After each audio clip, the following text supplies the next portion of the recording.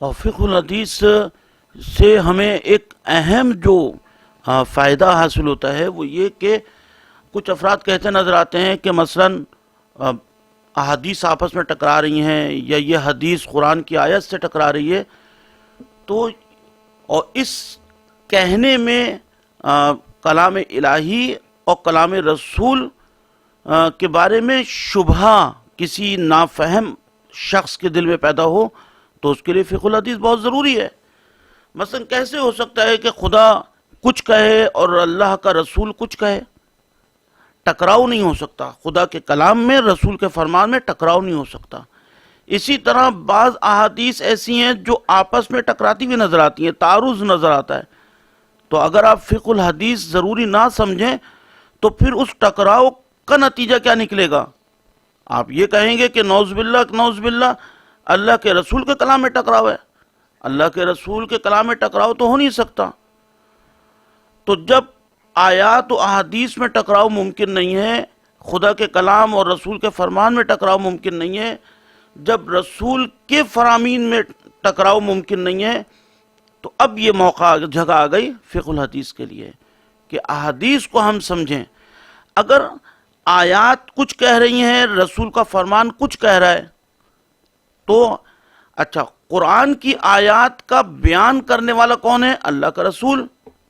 تو پھر ہم یہاں یعنی دیکھیں گے کہ آیا یہ روایت سندن صحیح ہے یا نہیں ہے۔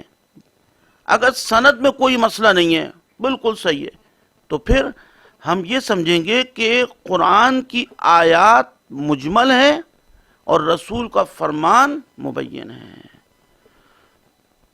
اسی طرح رسول کے احادیث آپس میں ٹکراتی ہوئی نظر آئے تو ہم یا تو وہاں اجمال یعنی اس کا ہم وہ کریں گے، حمل کریں گے مجمل مبین، یا مطلق مقید، یا محکم متشابہ، ناسخ منسوخ، اس طرح اس کو تھوڑا سا واضح کر دیں۔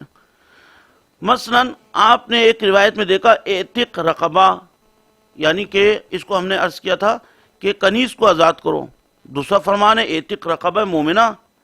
تو اب کوئی ناسمجھ یہ کہہ سکتا ہے کہ ان حدیث میں ٹکراؤ ہے۔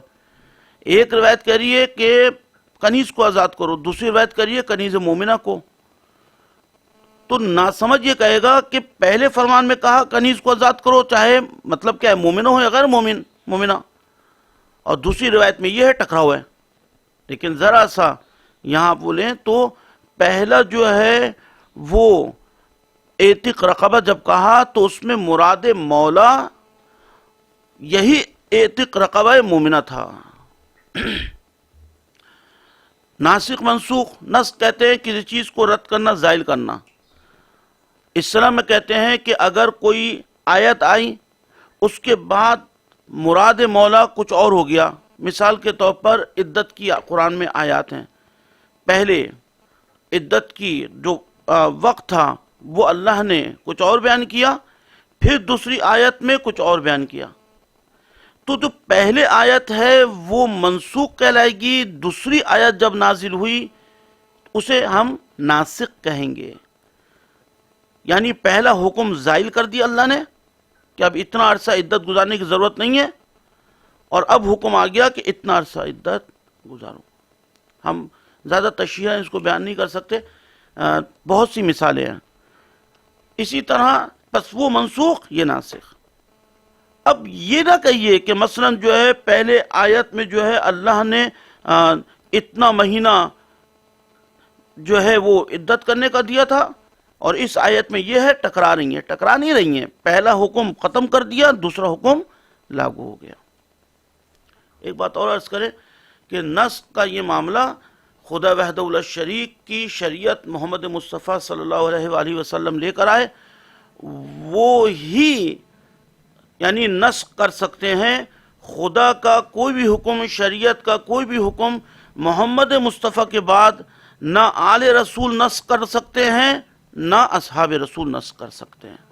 جو شریعت محمد ہے وہ شریعت محمد مصطفیٰ صلی اللہ علیہ وآلہ وسلم کی زندگی میں ہی معین و مشخص ہے۔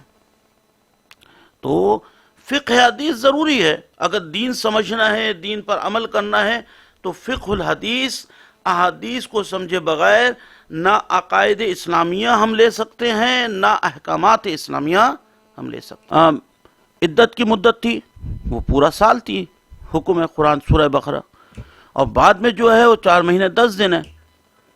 تو اب یہاں قرآن کی آیات میں تو کوئی تعارض نہیں ہے، واضح ہے۔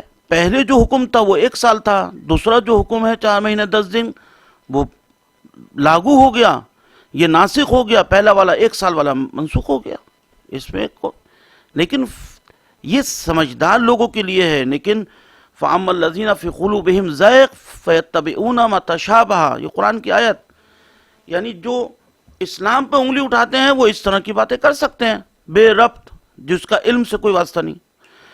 تو فقہ الحدیث لازمی ہے، اور آیات کا آپس میں ہمارا عقیدہ تمام مسلمانوں کا یہی ہے، یہی ہونا چاہیے کہ تمام آیات آپس میں منسجم ہیں، تمام آیات اور رسول کی احادیث آپس میں مربوط ہیں، ان کے درمیان تعارض ہو ہی نہیں سکتا۔ اس لیے خدا کے کلام وہ خالق حقیقی کا کلام ہے۔ جب آپ کے اور ہمارے جیسے ناقص افراد کے کلام میں تعارض نہیں ہوتا ہے، کوئی پڑھا لکھا آدمی ہو تو بے ربط باتیں نہیں کرتا، تو کیا خدا کا رسول بے ربط باتیں کرتا؟ نعوذ باللہ۔ یا خدا وحدہ لا شریک نے آیات کو بے ربط کیا ہے کہ کسی میں کچھ کہہ دیا، کسی میں کچھ کہہ دیا؟ نہیں ہے، تمام آیات ایک ہی متکلم کا کلام ہے، حتیٰ کہ رسول کے فرامین بھی اسی خدا وحدہ لا شریک کا کلام ہے جو رسول کی زبان سے ادا ہوا۔ قرآن کی آیت ہے کہ رسول بغیر وحی کا کلام نہیں کرتا۔ بہرحال، اور قرآن کی آیت ہے سورہ نساء کی 82ویں آیت ہے، افلا یتدبرون القرآن ولو کان من عند غیر اللہ۔ قرآن پہ تدبر کیوں نہیں کرتے؟ اگر قرآن اللہ کے علاوہ کسی اور کا کلام ہوتا لوجدوا فیہ اختلافا کثیرا، تو تم اس میں بہت زیادہ اختلاف پاتے۔ اب اس منطوق کو تھوڑا سا اس طرف دیکھ لیں، یعنی چونکہ اس واحد خالق حقیقی کا کلام ہے لہذا اس میں کوئی اختلاف نہیں ہے، رسول کا فرمان اور احادیث میں اختلاف نہیں ہو سکتا۔ تو فقہ الحدیث ضروری ہے۔ فقہ الحدیث کے بغیر، فقہ الحدیث ظاہری بات ہے آیات کو سمجھ میں مدد دیتا ہے علم، تو اس کے بغیر کوئی دین لے لے ناممکن ہے۔